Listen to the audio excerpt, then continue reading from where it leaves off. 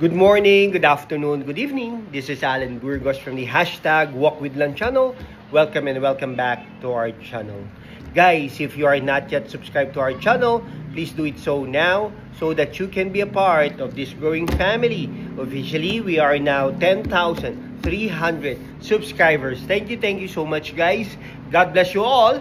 At malapit na po tayo sa ating 20,000 subscribers milestone. At syempre gusto natin yung 100,000 subscribers milestone natin, ha? Salamat po at sana makuha po natin yan within the next 3 years, yung 100,000 natin.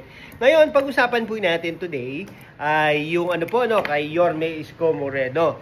Lagi po natin sinasabi dito sa ating programa na hashtag Walk with Lan na mananalo na po si Yorme Isko Moreno. Tapos na po ang boxing. Wala na po si Mayora Hani Lacuna. Hindi ibig sabihin wala na officially, pero unofficially wala na po dahil matatalo na po si Mayora Hani Lacuna at matatalo na rin po si Sam Bersosa.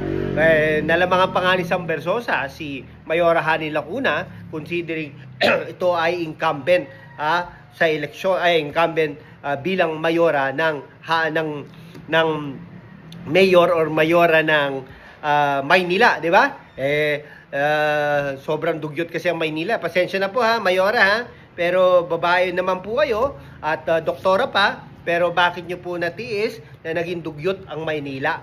No? Talagang maraming asong kalye, pakalat-kalat dyan sa Intramuros, madaming sira-sirang kalsada, dugyutin ang lugar, yung mga bahain na lugar, mga ganung bagay. Tapos nung pagpasok ng from 2024 to 2025, sangkatutak na basura, mga simple logic lang naman. Hindi mo kailangan ng, you don't need to be an rocket scientist pagdating ng gano'n. No?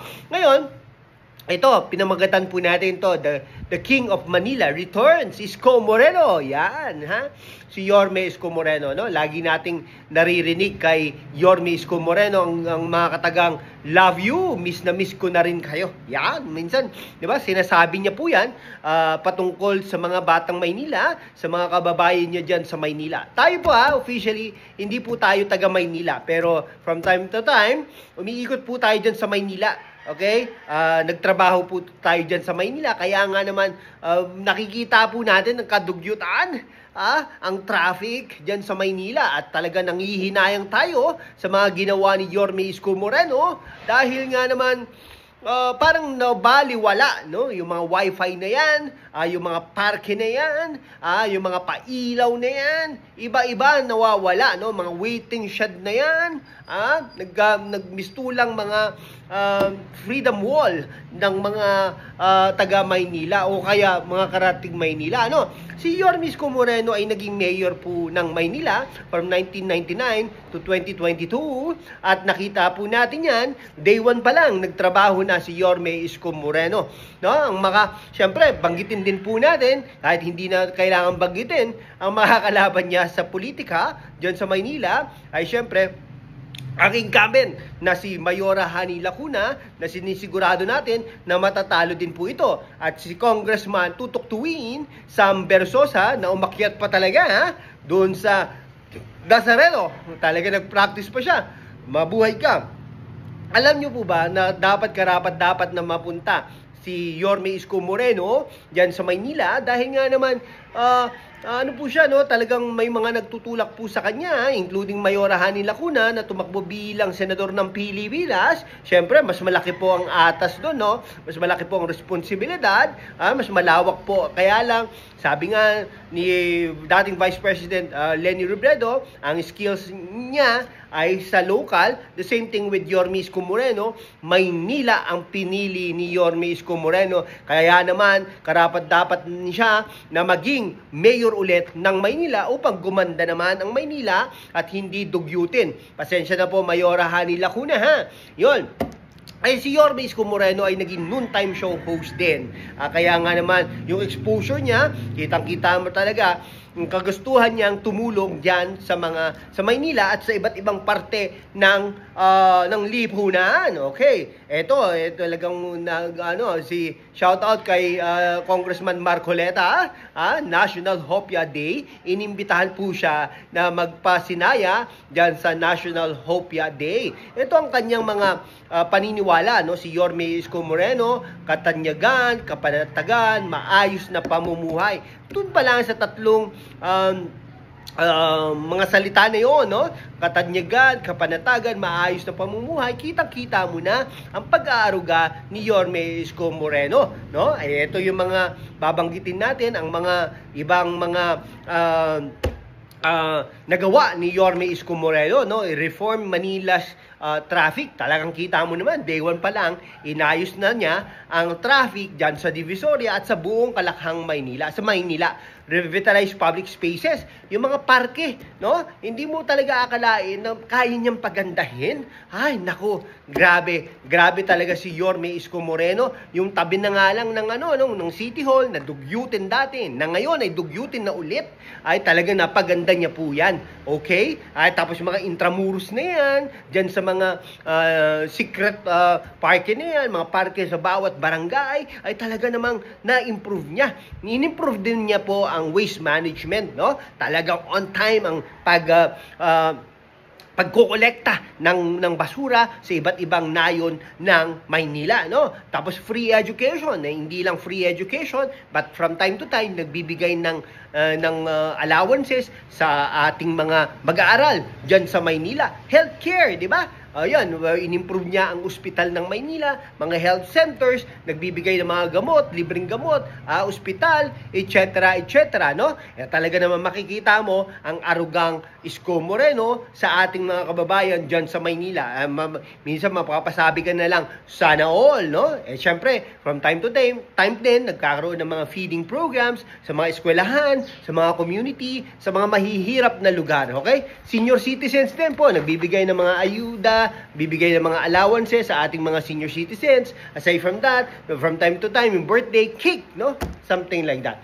Okay? Eto, napaganda rin niya mga lugar na yung katulad ng Baywalk, yung road improvement, no? Yung mga secondary road, major roads, etc., no? Siyempre, nagkakaroon ng clean and green program, no? Yung public market renovations, no? Iba't ibang parte ng